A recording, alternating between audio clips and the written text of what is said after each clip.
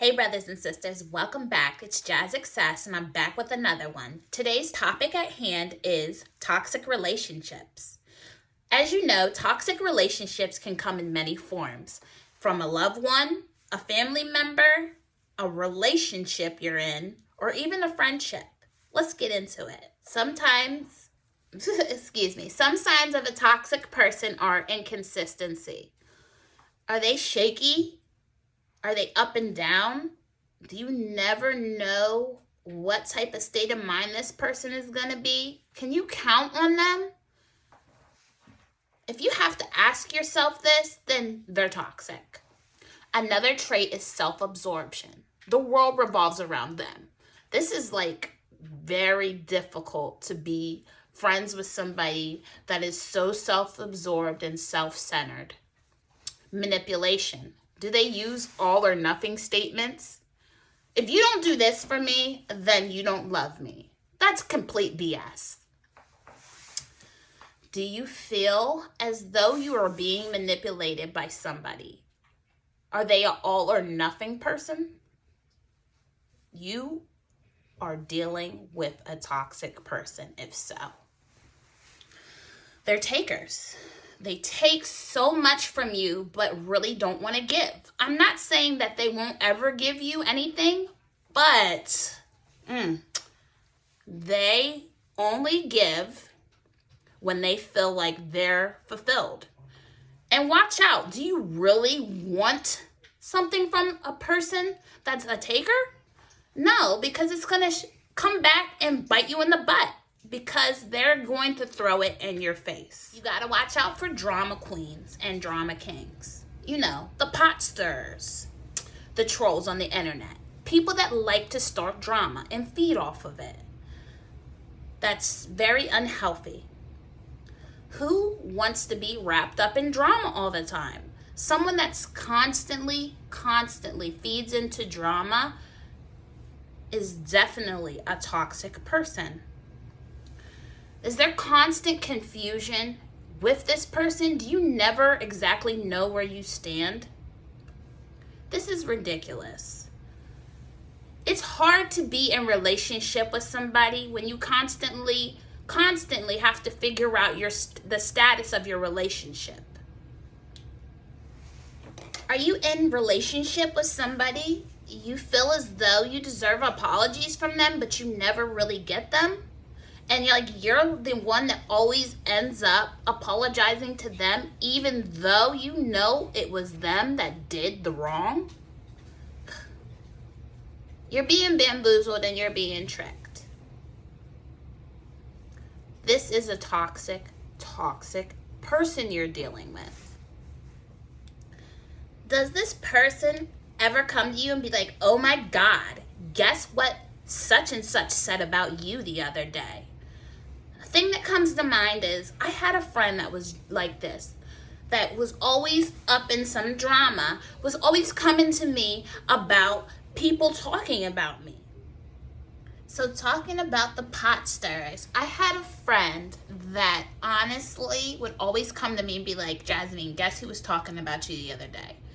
And first and foremost, the first thing that always came to my head is, did you feed into the conversation? Why are you defending me? And why aren't you telling this person to come say this stuff to my face? Stay away from people like this. First and foremost, it's none of my business what someone says behind my back, because their opinion is irrelevant to me.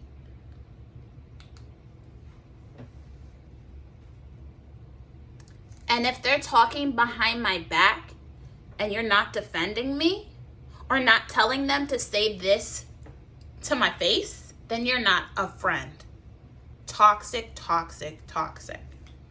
You got to check the vibe when you're around people. What does the vibe feel like? What is the energy like? Do you feel like, your vibe's off when you're with this person?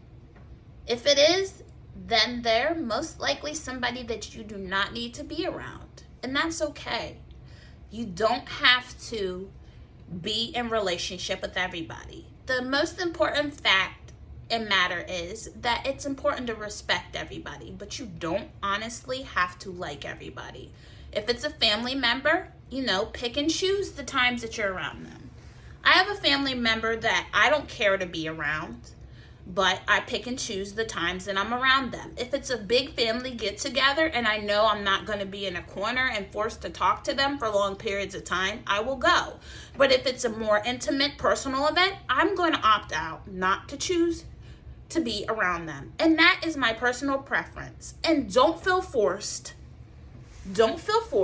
to spend time with this person if you're always uncomfortable around them or the vibe's off. If you tried multiple times and it just doesn't work, don't force yourself to do something you're not comfortable with. Always check the vibe and the temperature of the room. This is really important. This is something I need to talk about. Like, have you ever had a friend and you were around them and like we were talking about earlier that this person has to be the center of attention? All right, so if you have a homegirl, like me being a woman, I've had homegirls that like are alpha females, and it's okay to be an alpha female because at times I feel as though I'm an alpha female, but you cannot be in relationship with somebody that doesn't share the light with you.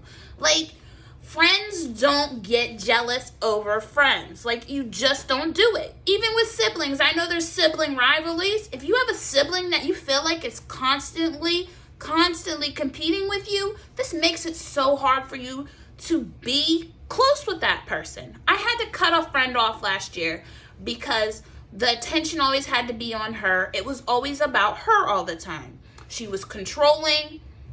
She was very much a control freak, which is another sign of a toxic person. She would ask me to do something for her. I'll give you an example. She asked me to drive home, which was fine. Drive her car, so we can get back to where we're going home. We were going home. And she asked me, sorry, my low battery button came on. And she asked me to drive home, which is fine, okay? But then she wanted to be like a backseat driver. She was telling me that my driving was bad. And I said, look, if I'm not driving up to your standards, you could drive yourself. No, you need to drive. Toxic. That's a toxic person. And that's one of the reasons why I had to cut her off. Is your homeboy or homegirl always needy? Do they always need something? Do they always need rides? Do they need money? Do they need emotional support? This is toxic.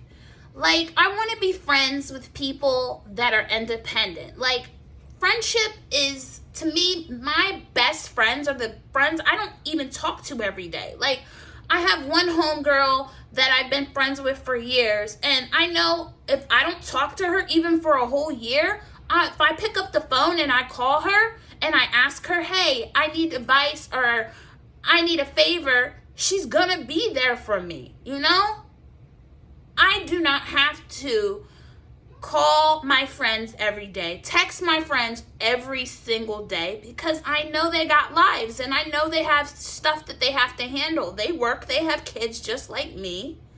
Stay away from codependent, toxic people. It drains your energy. It drains you. It's going to drain everything you have. Choose to be in a relationship with people that are independent and that aren't always needy all the time. The best friends I have are the ones that I could call and I have talked to for months and months, and I know they'll still be there for me. And they know I'm still their friends, even if we don't talk or hang out every weekend.